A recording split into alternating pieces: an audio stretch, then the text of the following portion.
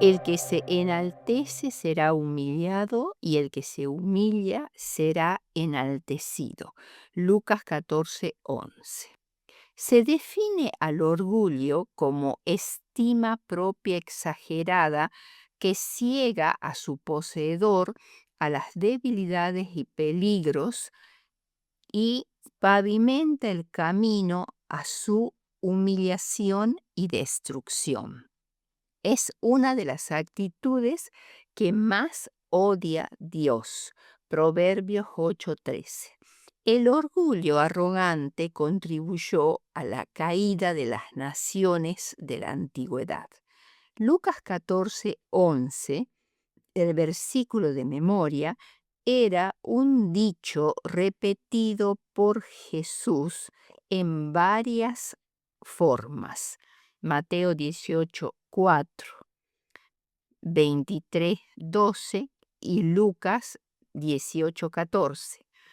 El principio de este dicho ataca la raíz del orgullo, que es el deseo de enaltecerse y de ensalzarse ante los demás. El orgullo, junto con el egoísmo, es la raíz de todo pecado. Se encontrará al fin con otros que lo humillarán, mientras que el que es humilde es a quien sus prójimos desean honrar. La humildad es evidentemente el pasaporte para entrar en el reino de los cielos, mientras que el orgullo es una infranqueable barrera que impide a los orgullosos entrar en el reino de los cielos. Aunque estemos convencidos de lo contrario, prácticamente todos los seres humanos han demostrado orgullo en su vida y se han creído mejores que los demás. La, an- la, la verdadera realidad es que somos incapaces de vencer el orgullo sin la ayuda de Dios.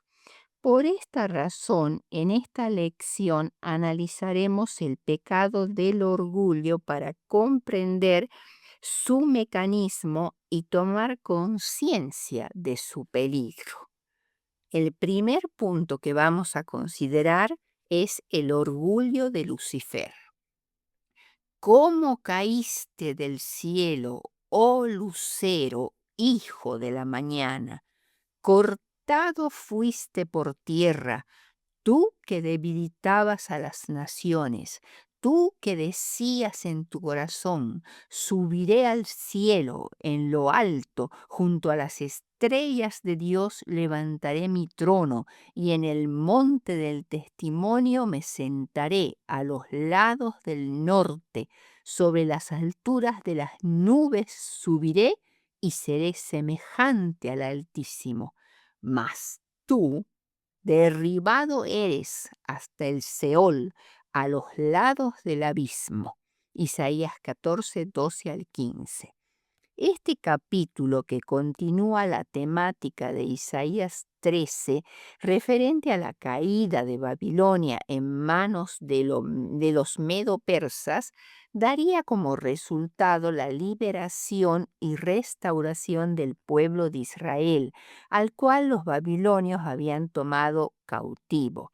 Así como Dios les dio descanso a los hebreos después de su servidumbre en Egipto, también les concedería reposo después de su servidumbre y cautiverio en Babilonia. La tierra prometida será ese lugar de descanso. Cuando el pueblo de Dios fuera liberado del cautiverio, compondría una parábola o discurso contra su opresor, el rey de Babilonia. Sin embargo, esta designación es simbólica porque no se está refiriendo exactamente al rey de Babilonia, sino a Lucifer. Isaías 14:12 claramente dice: ¿Cómo caíste del cielo, oh lucero, hijo de la mañana. Cortado fuiste por tierra, tú que debilitabas a las naciones. Lucero, hijo de la mañana, en hebreo es Elel ben Shahar, que significa el que brilla, hijo de la mañana.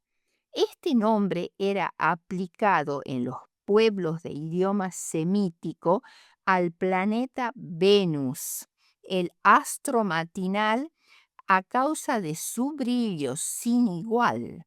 Venus es el más luminoso de todos los planetas y cuando alcanza su máximo esplendor es 7 veces más brillante que Sirio, la más refulgente de todas las estrellas fijas. También se ha traducido esta expresión Elel ben Shahar como portador del alba o estrella matutina. El nombre Lucifer deriva del latín y significa portador de luz. Cuando se usan estos nombres para designar a Lucifer, se está indicando la excelsa posición que una vez ocupó en el cielo junto a Cristo y también insinuar que todavía es rival de Cristo. Indican la excelsa posición desde la cual cayó Lucifer.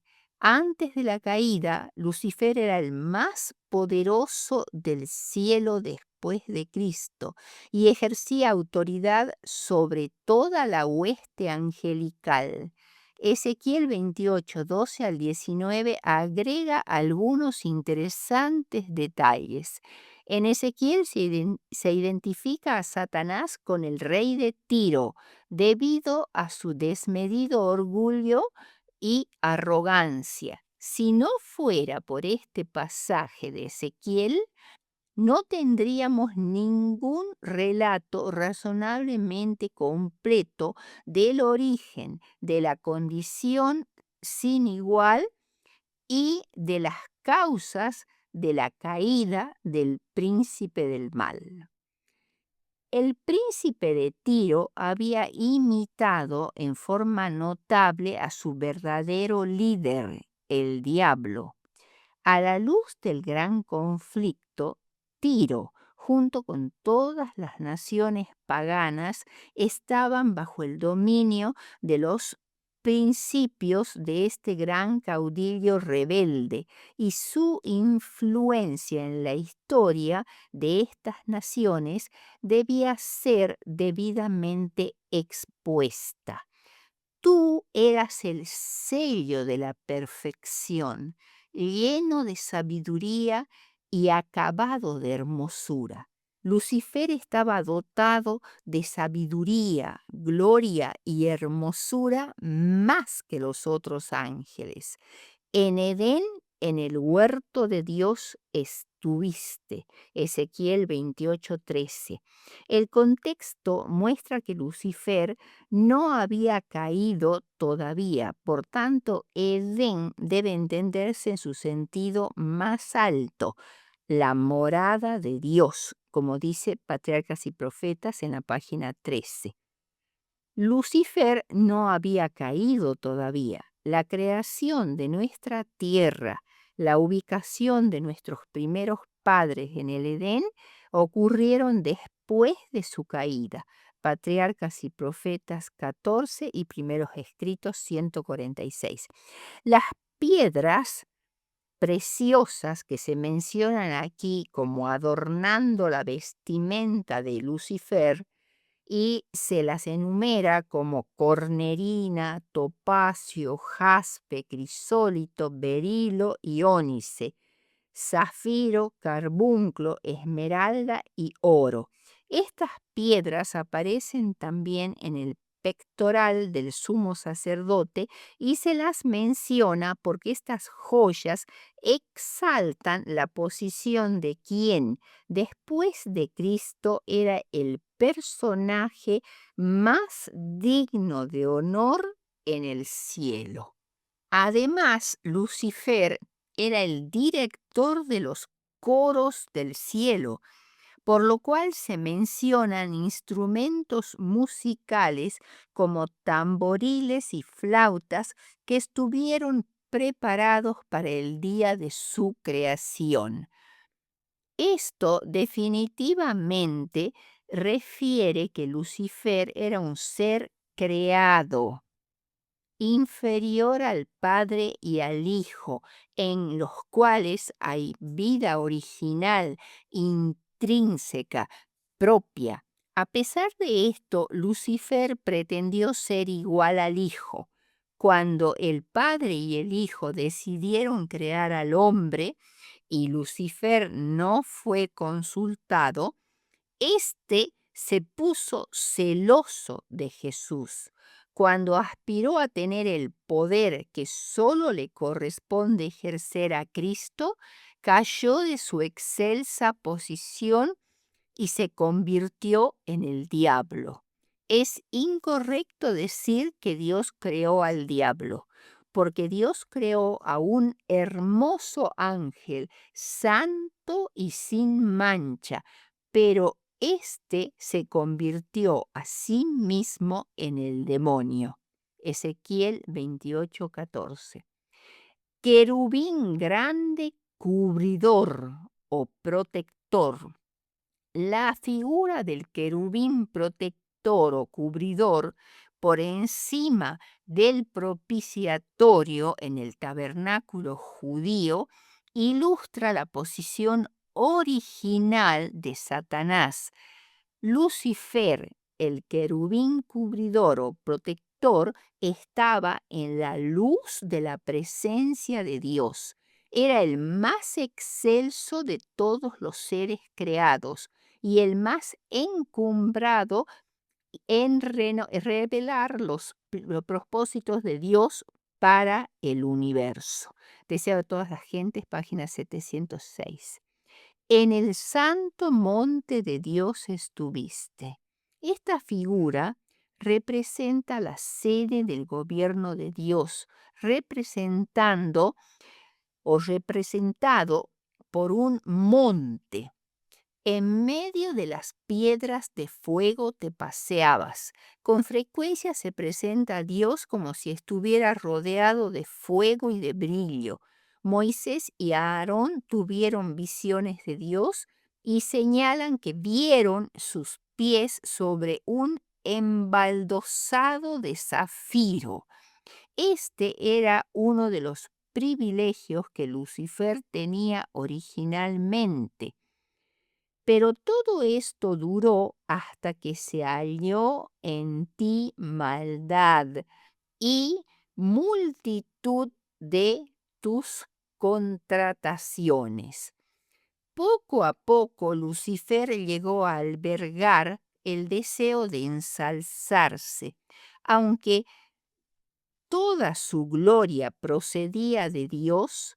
Este poderoso ángel llegó a considerarla como perteneciente a sí mismo.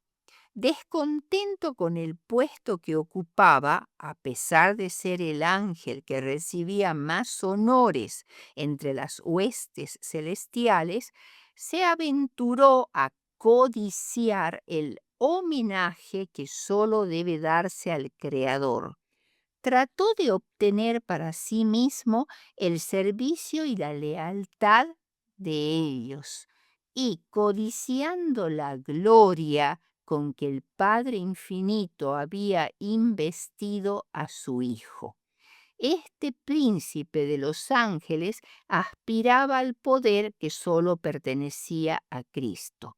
Fue así que llegó a disputar la supremacía del Hijo de Dios y poner en tela de juicio la sabiduría y el amor del Creador. Al lograr este fin, estaba por consagrar las energías de aquella mente maestra, pero aquel que quiso que sus criaturas tuviesen libre albedrío no dejó a ninguna de ellas sin advertencia en cuanto a los sofismas perturbadores con los cuales la rebelión satánica procuraría justificarse. Antes de que la gran controversia principiase, debía presentarse claramente a todos la voluntad del Padre. El rey, ante los habitantes del cielo reunidos, declaró que ninguno, excepto Cristo, el Hijo unigénito de Dios, podía penetrar en la plenitud de sus designios y que a éste estaba encomendada la ejecución de los grandes propósitos de su voluntad.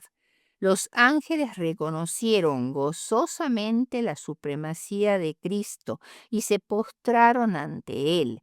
Lucifer se postró con ellos, pero en su corazón se libraba un extraño y feroz conflicto.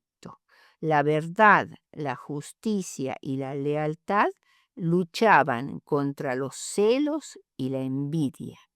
Patriarcas y Profetas 13 al 15. Su ascenso. Lucifer buscó ascender jerárquicamente desde donde estaba hasta la posición ocupada por Dios. Primero dice, subiré al cielo, en lo alto, junto a las estrellas de Dios, levantaré mi trono. Isaías 14:13. Sobre las altas nubes subiré. Isaías 14:14. Lucifer pretendía audazmente elevar su trono por encima de las estrellas más elevadas y finalmente quería alcanzar el monte de la reunión, que Ezequiel 28:16 aclara que se trata del monte de Dios, su templo, su morada, donde recibía adoración. En el monte del testimonio me sentaré, había dicho Satanás, a los lados del norte. Isaías 14:13.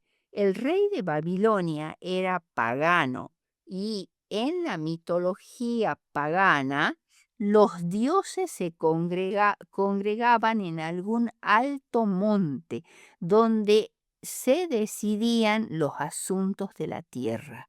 El rey de Babilonia, el que tenía la principal responsabilidad en la política babilónica, intentaría usurpar el control de los dioses, es decir, tener la autoridad suprema sobre los asuntos terrenales. A los lados del norte se suponía que Anu, el más importante de los antiguos dioses babilónicos, tenía su trono en el tercer cielo. Su constelación estaba situada entre las estrellas polares, alrededor de las cuales todas las demás parecían girar. La mitología pagana con frecuencia representaba a los dioses reunidos en concilio sobre una montaña en un lugar lejano situado hacia el norte.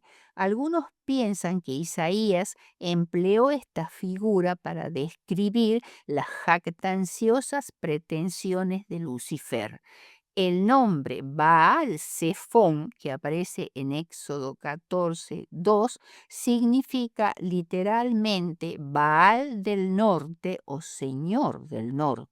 La intención profunda, vamos a verla en Isaías 14:14 y termina con la revelación de la verdadera intención de Lucifer. Seré semejante al Altísimo. Estas son las últimas palabras de Lucifer registradas en este versículo y revelan la audaz blasfemia del orgullo en toda su arrogancia, llegar a ser como Dios. La conclusión nos advierte sobre el resultado de tal aspiración.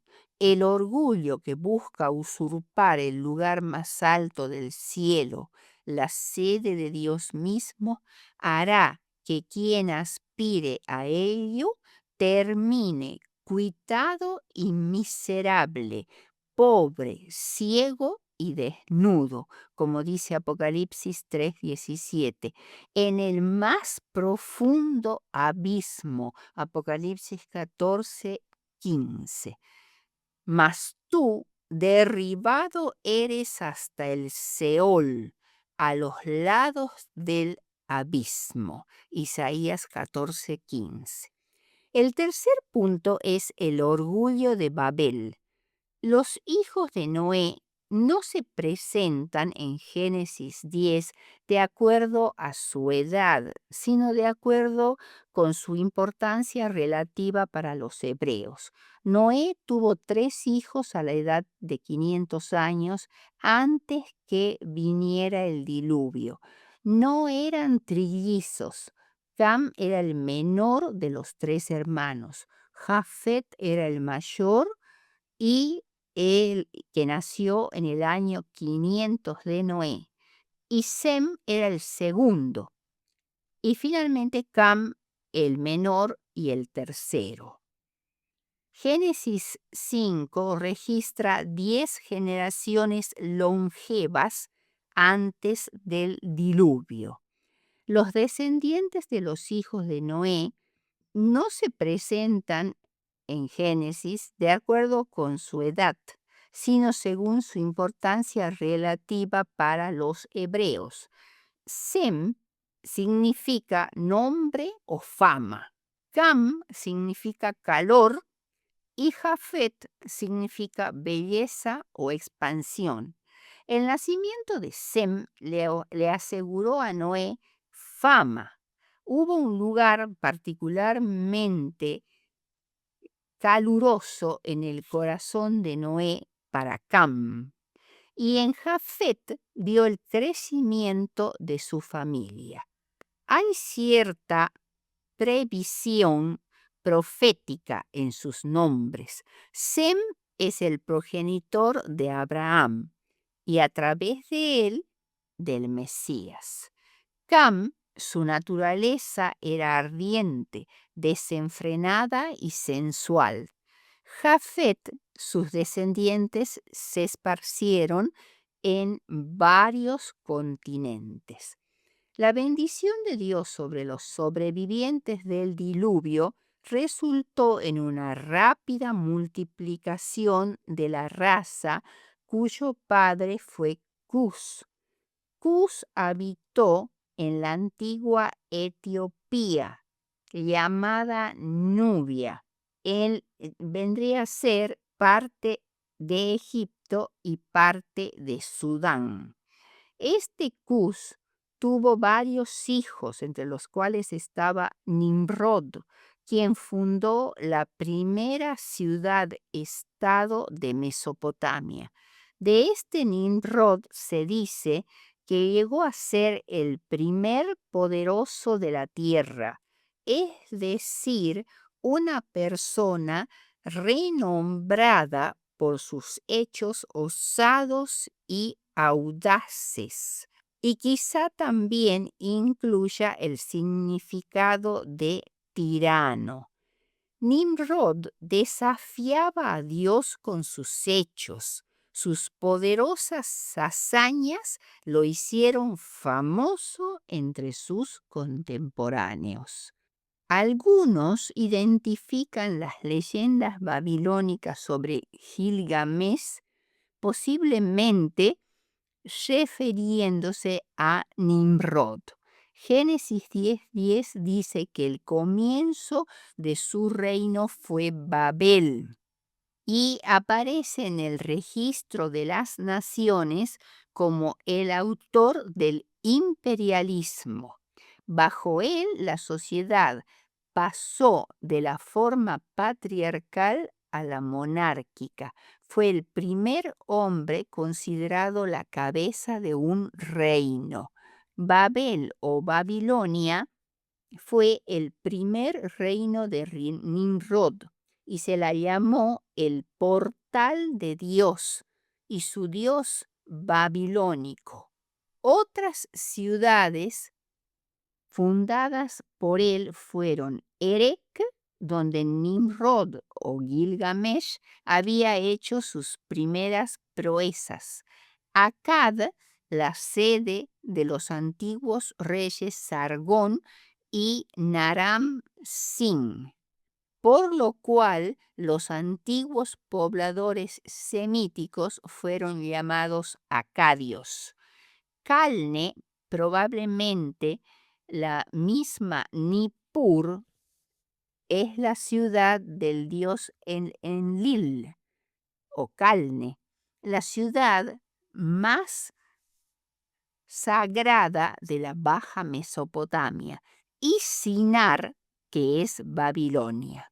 Nimrod se trasladó a Asiria, hacia el norte, cuya diosa patrona era la diosa babilónica Nina. Nínive fue un centro comercial importante. Como resumen, diremos que los 3 hijos de Noé emigraron a zonas geográficas diferentes.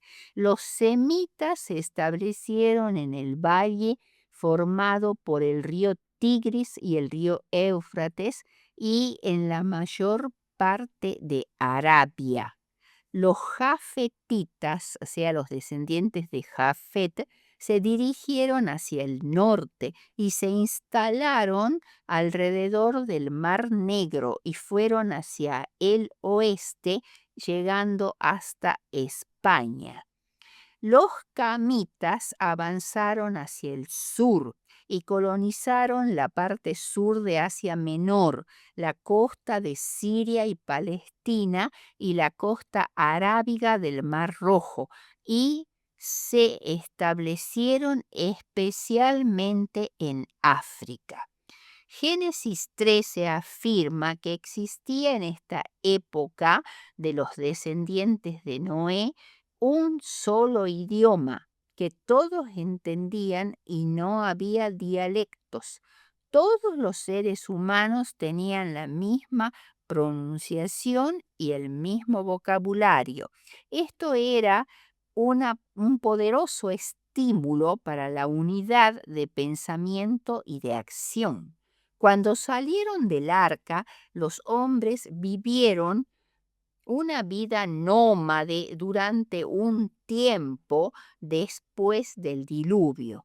La región montañosa del Ararat, donde quedó allí el arca, no se adaptaba bien a propósitos agrícolas. Además, esta población estaba dividida en cuanto a su lealtad a Dios.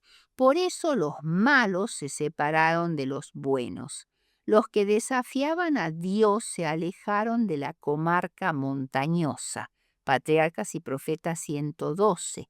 Cuando salieron de oriente desde las montañas del Ararat, hallaron una amplia pampa o extensión de tierra sin montañas. Esta era llamada Sinar en la Biblia, una región bien regada, con muchos ríos, y fértil, y fue en ella que los que salieron del arca procuraron un lugar de radicación permanente. La llanura de Babilonia, de formación aluvial, carecía de piedras, pero tenía abundante arcilla para hacer ladrillos cocidos al fuego, en algunos casos para hacerlos más duraderos o bien secados al sol, y se unían entre sí usando asfalto o betún, que son derivados del petróleo que era muy abundante en Mesopotamia. edifiquémonos una ciudad. Caín había edificado la primera ciudad, como dice Génesis 4:17, quizá para eludir la vida nómade que Dios le había impuesto. El plan original de Dios era que los hombres se esparcieran por la superficie de la tierra y la cultivaran. La edificación de ciudades representaba una oposición al plan de Dios. La concentración de seres humanos siempre ha fomentado la ociosidad, la inmoralidad y otros vicios. Han sido focos de delincuencia. Los hombres después del diluvio, temiendo peligros desconocidos e imaginaciones de ellos, quisieron edificar una ciudad con la esperanza de encontrar en ella seguridad mediante la obra de sus manos. Eligieron olvidarse de la verdadera seguridad que es la que viene de confiar en Dios y de obedecerle. Los descendientes de Noé, que se multiplicaban rápidamente, deben haberse apartado muy pronto del culto al verdadero Dios. Buscaron protección en una ciudad porque sus malos caminos atraerían de nuevo una catástrofe. Eso era lo que ellos estaban pensando en sus mentes, otro diluvio. Por esta razón, pensaron edificar una torre que daría a los habitantes de la deseada sensación de seguridad y los capacitaría para escapar de otro diluvio, aunque Dios había prometido que esto nunca sucedería. Los hombres razonaban que si podrían erigir una estructura más alta que las montañas, quedarían a salvo sin importar lo que Dios hiciera. Hagámonos un nombre, habían dicho. La Torre de Babel tenía el propósito de llegar a ser un monumento a la sabiduría superior y la habilidad de sus edificadores. Además, el orgullo puesto en una estructura tal tendería a mantener la unidad para la realización de otros proyectos impíos. El propósito divino era que los hombres hubieran preservado la unidad por medio del vínculo de la religión verdadera. Cuando la idolatría y el politeísmo rompieron ese vínculo espiritual interno, no solo perdieron la unidad de la religión, sino también el espíritu de hermandad. En vista de todo esto, los constructores de Babel tenían la misma ambición que Lucifer. Querían ascender a lo alto, a la puerta de Dios. Por eso el nombre de Babel, que significa precisamente esto, puerta de Dios. La presuntuosa empresa edilicia en realidad no conduce a la puerta de Dios, sino conduce a Balal, que es la confusión. El cuarto punto es Moisés, un siervo humilde. La enseñanza bíblica acerca del orgullo y la humildad no es algo abstracto. Está magníficamente ejemplificada mediante personas humildes y personas orgullosas, como por ejemplo Abel y Caín, Jacob y Esaú, José y sus hermanos, Moisés y el faraón, Daniel y Nabucodonosor. Moisés, enseñado en toda la sabiduría de Egipto, era poderoso en palabras y hechos, una vida de poder, riqueza y popularidad eran suyos y les esperaban aún mayores logros.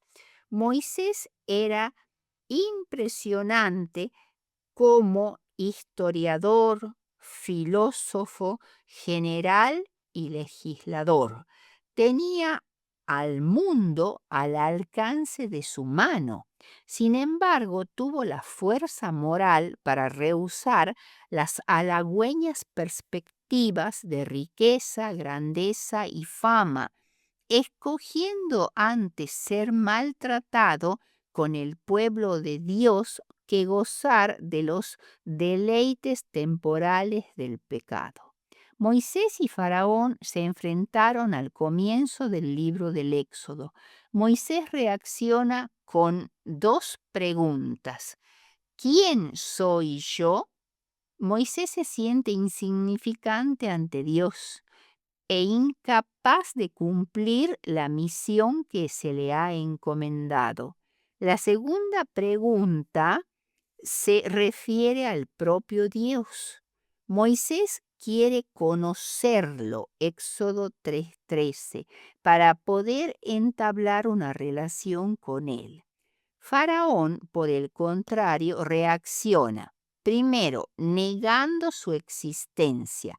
Se niega a conocerlo, Éxodo 5:2, y hace esto porque se considera a sí mismo divino, y todo Egipto lo hace así. Por ello se niega a oír hablar del Señor, de otra deidad que está por encima de todos los hombres. El faraón revoca la orden divina de dejar ir a los israelitas para que puedan guardar el sábado, Éxodo 5:6-9. En cambio, ordena a Israel que trabaje más aún. Moisés conocía al Señor cara a cara, Deuteronomio 34:10, mientras que el faraón seguía rechazando a Dios y se negaba a humillarse ante él, Éxodo 10:3. Moisés es recordado como la persona más humilde de la tierra, Números 2:3, y el faraón como el más orgulloso, Éxodo 7-10. El quinto punto es la mayor ofensa, Lucas 22:24-27.